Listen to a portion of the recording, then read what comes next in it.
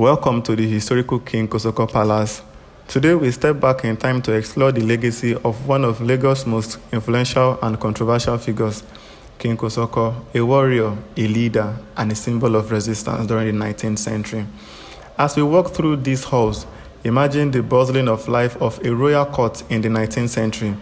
This palace was not just a home, it was a center of power, diplomacy, and culture. King Kosoko, who ruled from 1845 to 1851, was known for his fierce opposition to the British colonial rule.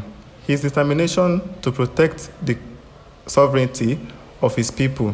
His reign was marked by both conflict and courage as he fought to preserve the tradition and independence of the Lagos Kingdom. During our visit, you will see artifacts, traditional architecture, and spaces that tells the story of a king who stood firm in the face of adversity. This palace is a testament to his resilience and the rich cultural heritage of the Yoruba people. Now walk with me. That question is all about talking about King Kosoko. Exactly so. The whole of this day cannot be enough for us to talk about him. But let me just give you an intro of who you're asking about. Kosoko was born in Lagos by a prince whose father or grandfather was also a king at that particular time. Kosoko's grandfather was King Ologungutere around 1757. Then Eshilokun, who happened to be the direct son of King Ologungutere, married to a woman known as Omoyeni, and they had Kosoko around that time. Mind you, Kosoko was born as a prince. His father had him as a prince. Then he had the name Moromfolu. So Kosoko is a nickname. His real name is Moromfolu, which means I have these to give to God. And the reason behind that name is also a story for another day. Now, Kosoko grew up to be a prominent prince who everybody has seen as the heir to the throne, because as at that particular time it is the first son that is the king, that becomes the king. So when the king dies, his first son takes over. So now Eshilokun happened to be the first son to King Ologungutere. Kosoko happened to be the first son to Eshilokun. So if Eshilokun becomes the king, Kosoko becomes the king too. So that's why Kosoko is known to be the only heir to the throne at that particular time. So being the only heir to the throne, he became very prominent and very powerful. He became the man that collects tributes and levies from all the people that are using the ports, Lagos Harbor then. So that again allowed him to have the connection to start trading in all the western ports. Gold Coast, Dahomey, Wida, name it, all those other states, community or kingdom that are found within the coastal part of Africa, now known as Africa. Of course, those places they've all merged to become various countries. Exactly. So that is the introduction of Kosoko as a prince. Then when Kosoko's father died, on 3 occasions he was blocked from becoming the king. But eventually when he became during one of the occasions in 1818, he was when he was blocked, his own immediate junior brother King Idewu appointed him and get him crowned as the lodger of Iweku. At that particular time, there was nothing like Lagos. So they keep looking at Eriko. So, and he became the Oloja. Oloja means the owner and grand commandant of all the markets. Then, at the end of the day, Kosoko became the owner and controller of markets. He collects his own tributes. Whatever he has is sent to the king. So that continues until he became the king in 1845. So he ascended the throne as a king 1845 while he was still the Oloja of Lagos. So he had 2 staffs of office and 2 palaces to operate. So he did that for a short period, but that looks longer. It was just for 6 years, 1845 to 1851. But all the things that happened within that period supersede those kings that ruled Lagos for 36 and 45 years. Like Akishime ruled for 45 years, Kosoko's father ruled for 25 years, 27 or 28 years. Some other people ruled, apart from him, who ruled for 5 years. But his antecedent is so huge and colorful that it was during his time that documentation became prominent. It was during his time that people were being seen doing documents about business deals and all the rest. So Kosoko also had documents to show his business transaction with the Portuguese, and it was Lagos was known to be a kingdom that communicates with the outside world with the Portuguese language. So the English language did not come into Lagos until 1852, January 4th, 1852. And that is when the British decided to use English as a common language. So Kosoko's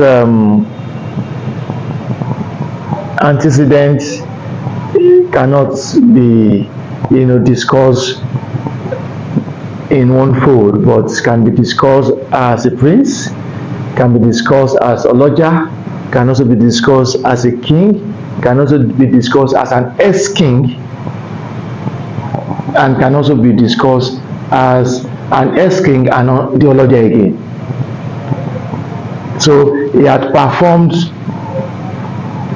individually in all these categories, and that is why his name remained prominent and important in the rules and the development of Lagos as a colony and as a protectorate and also as a state.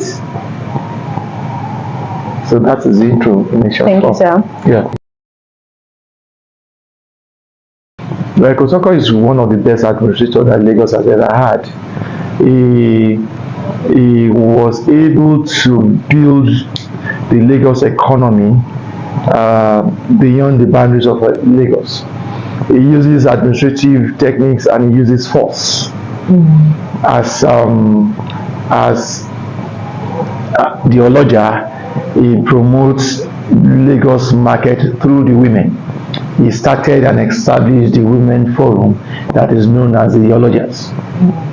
He instituted that institution to the extent that they give out goods on loan to the women to sell and they return to get new ones. So that is one. Then 2, as a king, what he did again was to protect the colony from an outsider invasion. So rather for you to invade, he created a platform for you to come and be part of the business. So those strong invaders became the protector of Lagos because they also have interest in business in Lagos. Yes, the challenges, like I mentioned in the introduction, is all about hatred. Yes, because I got to a point, you have more of the merchants who saw Lagos as the best place for them to do their trade. Excuse me. So what they did was to start looking for a way for them to also have a bigger control of Lagos. And with Kosoko they cannot. So what they did was to infiltrate the princes and the princesses. got married to the princesses and gets closer to some other princes that, of course, will not have the guts to stand in presence of Kosoko to ask questions about some other things. They gave them the wealth with their financially support, and they gave them, ammunition and slave support that can be converted into a warlord. So that again made them to start asking Kosoko's questions, that they also are interested in becoming the king. So that is when the kingship of Lagos became a competitive one, out of being from the inheritance side. So that is where the challenges came from.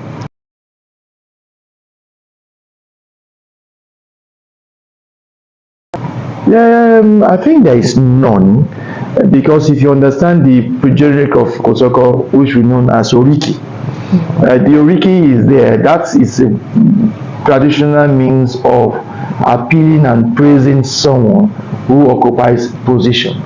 So naturally, for me as a Kosoko, it is an automatic for me to be a king somewhere, somehow, because a prince can only become a king. Yes. Yeah, so, and the title too is an inherited one. So if I want it, if I don't want it, somebody will get it. But when it gets to your own branch of the family, it is when they pick you and you have decided to take it. And when you take it, of course, everybody will always be interested in becoming one. Most of you have the idea of what you want to become. So what I came in to do, my idea is, okay, I want to see I can revive, re-establish the heritage and the glory of King Kosoko. That is my primary objective, and that is why I decided to take the mantle of leadership. Thank you, sir. Like I said, revive, reactivate, rebrand, and promote the heritage of Kosoko.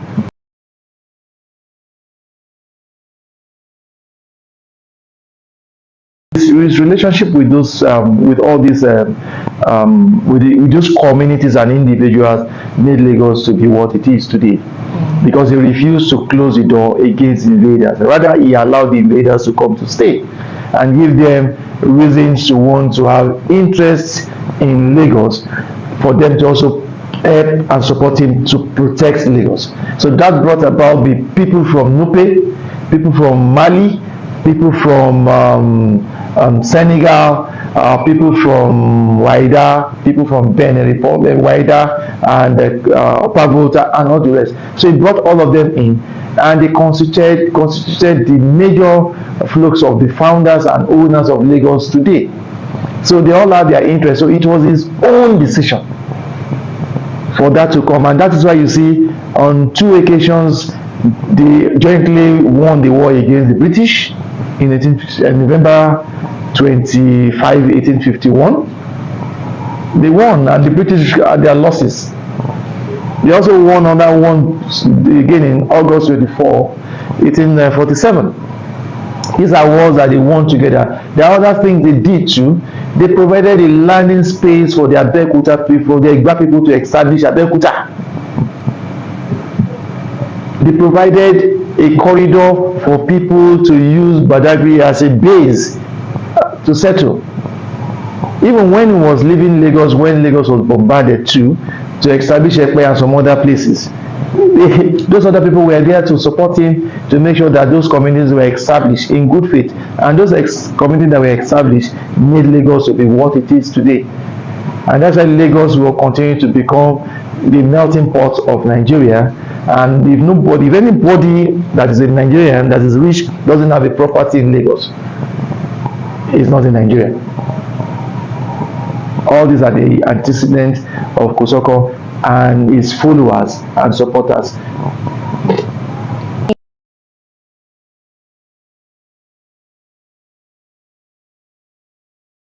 Yeah, I said he is a good administrator and a good. I use one English there. So what happened is that when the British came in, what he did was to stop the commercial activities in Lagos and its environment. So he deployed over 500 walk-ins onto the Lagos water, and each boat had 75 people on them. So what they did was to stop all market operation any other place that they know, get hold of the traders and their goods and take it to this new kingdom known as Ojoto, Lekki. Okay. So they'll provide you space to stay, you to export your thing in his new port, and people realize that it is safer to do business directly with Kosoko than do business with any other person. So the economy of all the activities in Lagos and other places could last for over 11 years. And the British have no option than to go and discuss peace with him in the first 3 years that resulted to the peace treaty known as the Epe Truce, Langbasa Truce, the Epe Treaty of 1853, September 28, 1853. So after that, he refused to accept that again until 1862, when they decided to go and discuss with him full time, and he accepted that, and they built for him a new palace in Mountain. So he dealt with the British forcefully using his how will I call it? Using his wide connection with the outside world, that is of African, to stop them from a continual occupation of Lagos, because they became subject to Kosoko's control outside Lagos. So in his Oriki, it is there that Akpa is a town. The Odunta Akpali Oroko, Odunta Lasa. Also, Lasa is also a town. Ero Lasa, Orodo. Ekole Otafirifiri Lojomi. That means that his presence alone in the town of Akpa, nobody there goes to farm to go and fetch produce to go to sell. His presence in Lasa, nobody there goes to the water, because that is where they go to do rum. Rum is an odd drink. Yes. Nobody there goes there. And his presence, nobody there goes on the Lagos waterways without his authority. That is present, heavily mentioned in his Oriki. That's to tell you his capability in making things happen. Thank you, sir. Yeah.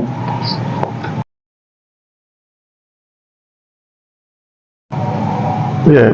When you look at Kosoko's role in bringing modernity in Lagos, of course, he brought about one, the institution that reshaped markets, that made women a valuable structure in market development. Two, he brought about Lagos, the expansion of Lagos residential settlement into the area of Badagry, Epe, Etiosa. It was his own handiwork that changes Lagos business structure from the usual fishing settlements into residential settlements. So when you see the Etiosa, you see the Epe, you see the Lekki, you see the Badagry, it was his own thing. There are letters that talks about those things here, because he was controlling those areas until 1860, when the British finally had the grip of Lagos and its district. Lagos and its district. The district includes the Ikorodu, Badagry, Epe, and some other places that have been merged into the other division that we have now. So the modernity is all about market restructuring, residential restructuring, industrialization of that era, which include plate manufacturing, palm oil distribution network and palm oil warehousing, and slavery business, which has to do with slave training and exports for training and return for industrialization development. And most of them were returned to Lagos for architectural purposes, for structural design.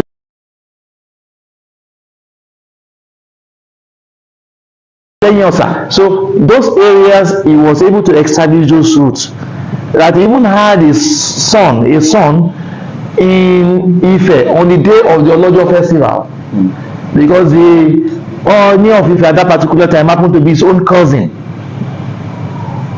And so it was even his own cousin, when he became the Oba of Lagos in Benin, the Oba of Benin, that contributed so many gifts to Kosoko's well-being. And some of the things he gave to Kosoko is also hanging behind here.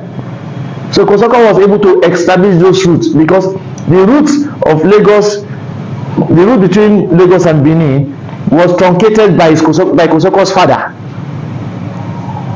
in 1778, when Ajosu decided to take the remains of their father to Benin for burial. But Eshilokun truncated that and stopped that. So the relationship between Lagos was not in existence for about 27 years. When he died, the other people continued again. From that again, look at from 1819 to 1845. Look at that period. So for about 70 something years, Lagos had no relationship with Benin Kingdom anymore.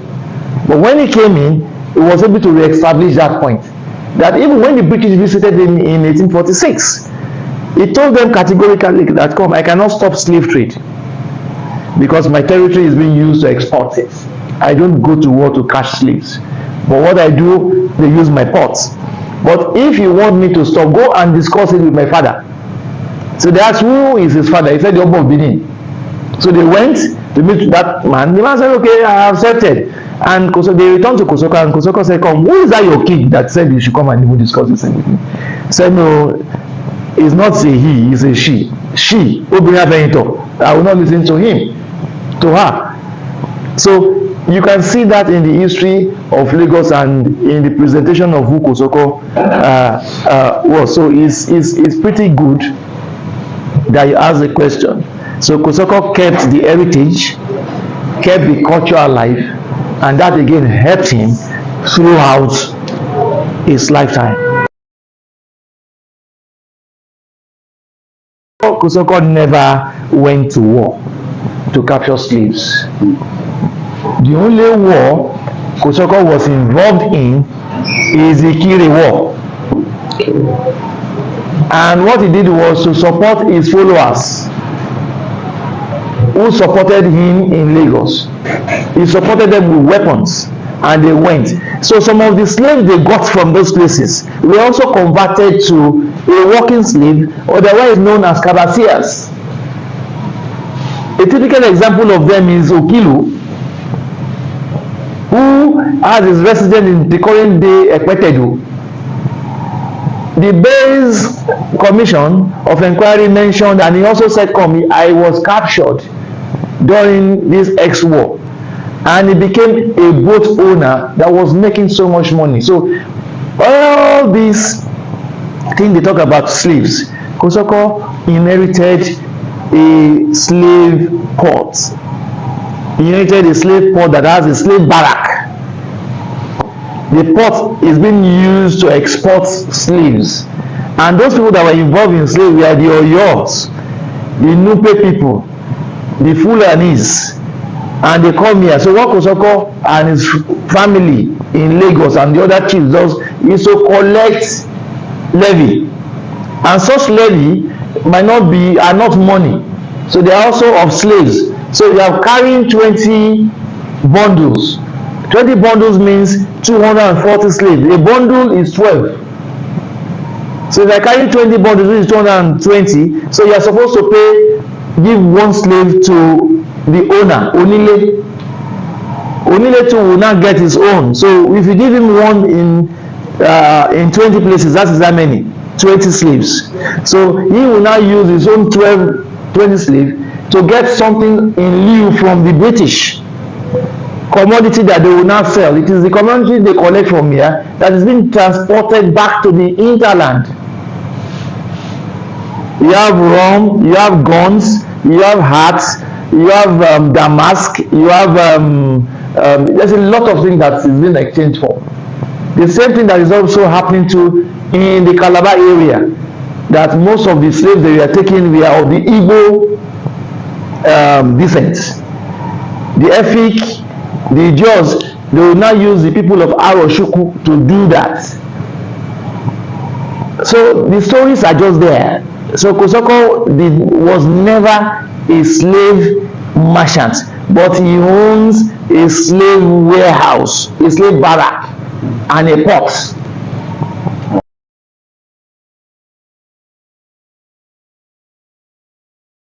Yeah, the impact is all about commercials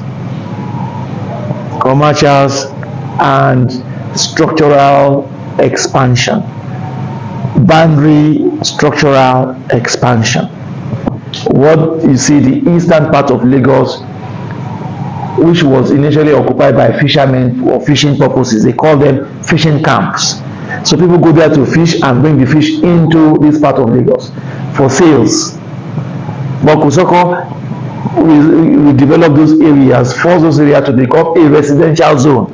And today, those areas are the most expensive parts in Lagos and in Nigeria. You want to buy land in Lekki Axis too, you know what it is. And that is the place that is housing the most expensive refinery in the world. The commercial activities on Lagos, this is the most commercialized zone in the whole of Africa. And that's why you see his palace is in the heart of the commercial center. So commercially, Kosoko build the commercial activities of Lagos. Thank you, sir. So the new phase that has been rebranded by politicians, administrator, to what you're having today. Thank you. Yeah, Kosoko legacy was not ceased to exist before now. Yeah, Kosoko died on the 15th day of April 1872. And after his death, nothing was being mentioned or talked about. The only place that Kosoko has a street is in Unilag. The other streets are Kosoko's descendants' streets, because they are Kosoko. So there is no infrastructure or structure recognized by government, either local, state, or federal, in his name. So when I told you my coming is to rebrand, repackage, and promote, so that is what I am doing, and that is that you people, I think, got wind of what about Kosoko. That's why you came. Imagine if I'm not talking about it, you wouldn't have come. So I decided to put up all these things you are seeing, letters of Kosoko, relics of King Kosoko, and have a museum in his name. Right after the conclusion of the interview, His Royal Highness extended a gracious invitation for us to explore the museum, an opportunity we gratefully accepted. As we walked through the exhibit, we were captivated by the array of meticulously preserved artifacts, each one telling a story that enriched our understanding of the topic discussed during the interview. These artifacts, ranging from ancient tools to intricate artwork, served as tangible connection to the past, offering a vivid glimpse into the historical and cultural evolution of Lagos. The tour was not merely a visual experience, but an immense journey through time, where every object on display stood as a testament to the enduring legacy of Lagos and its people. Among the many highlights, the exhibit dedicated to the King Kosoko left a deep impression, revealing him not only as a monarch, but as a fearless and strategic warrior who played a pivotal role in shaping the history of the region. This experience deepened our appreciation for the reach of Lagos heritage and underscore the significance of preserving such treasury for future generations. The museum's carefully curated display also highlighted the diverse influence that have shaped Lagos over the centuries, from its indigenous roots to the impact of colonial encounters and the resilience of its people in the face of change. One particularly striking exhibit showcased ancient trade artifacts such as intricately designed bead and ceremonial mask, which spoke to Lagos' historical role as a hub of commerce and cultural exchange. This object not only reflected on the ingenuity and craftsmanship of the people, but also underscored the city's long-standing connections with neighboring regions and distant land. Walking through the halls, it was impossible not to feel a sense of awe at the depth of history contained with the museum's wall, each piece contributing to a broader narrative of identity, struggles, and triumph. As the tour progressed, we were drawn to a section dedicated to the royal lineage of Lagos, where portraits, regalia, and personal belongings of the past ruler were displayed with great reverence. Among these, the artifacts associated with King Kosoko stood out, painting a vivid picture of a leader who was such a diplomatic as he was warrior. His legacy, as depicted through these relics, was one of courage, vision, and an unwavering commitment to his people. The experience left us with a deep appreciation for the enduring spirit of Lagos and its ability to honor the past while forging a dynamic future. By the end of the tour, it was clear that the museum was not just a repository of objects, but a living testament to the stories, struggles, and triumphs that have defined Lagos and its people.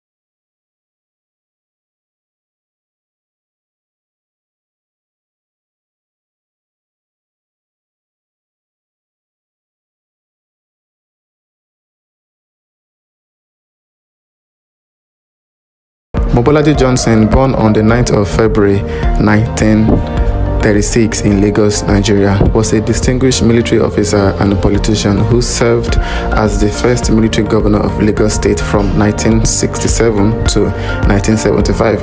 Coming from a prominent family, Johnson's educational journey included attending CMS Grammar School in Lagos and later the University of London, where he earned his degree in civil engineering. Johnson was a strong advocate for education and healthcare, establishing schools and healthcare facilities to improve the quality of life for Lagos residents. His commitment to social welfare program and cultural promotion fostered unity and pride among the city's diverse communities.